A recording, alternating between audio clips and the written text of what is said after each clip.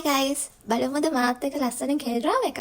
මම ගිය දවස්වල බලපු ලස්සන K-drama එකක පොඩි review එකක් ඔයගොල්ලන්ට ගේන්න හිතුණා. වැඩි කතා නැතුව අපි බලමු drama එක මොකක්ද කියලා. ඉතින් මේ drama එක ඇවිල්ලා check in හංගියා. මේක episode 16ක drama එකක්. ඒ වගේම IMDb rating 6.8 තියෙන ලස්සන drama එකක්.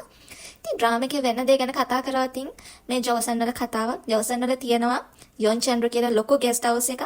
ඉතින් මේ guest house එකේ වැඩ කරන්න එනවා main characters 4 දෙනා. මේ main characters 4 දෙනා ඇතුලේ තමයි වටේ තමයි මේ කතාව යන්නේ. ඉතින් මේ 4 දෙනා මේ යොන් චන්ද්‍ර කියන guest house එකේ වැඩ කරන්න එන්නේ ඇයි? ඒගොල්ලන්ට වෙනම අරමුණ තියෙනවා. එක්කෙනෙක් ගැන කතා කරොත් එයා ඒ රටේ රජුරන්ගේ පුතා. එයා එන්නේ මේ guest house එකේ තියෙනවා සේප්පක යතුරක් හංගලා. අන්න ඒ යතුර හොයාගෙන තමයි එයා එන්නේ. සේප්පුව මොකටද සේප්පේ මොනවද තියෙන්නේ කියලා ඔකල් ඩ්‍රාමා එක බලලා බලන්න. ඒ වගේම මෙතන තව කෙනෙක් ඉන්නවා. එයා ඇවිල්ලා ඇත්තටම ගෑනු ළමෙක්. එයා පිරිමි ළමෙක් වගේ වෙස්සලාගෙන තමයි ඉන්නේ. එයාත් එනවා මේ ගෙස්ට් හවුස් එකේ වැඩ කරන්න. මොකද එයාගේ අතීතේ එයාගේ තාත්තා මරපු මිනිමරුවා සහ එයාගේ තාත්තා මරන්න ඇයි එහෙම කරේ කියන හේතුව දැනගන්න තමයි එයා මේ ගෙස්ට් හවුස් එකේ වැඩ කරන්නේ. ඉතින් අනිත් එක්කෙනා ගැන කතා කරොත් එයා නම් ඇත්තටම කිසිම අරමුණක් නැහැ. එයාගේ තාත්තා තමයි මේ යොන් චන්ද්‍රගේ අධිපතිය.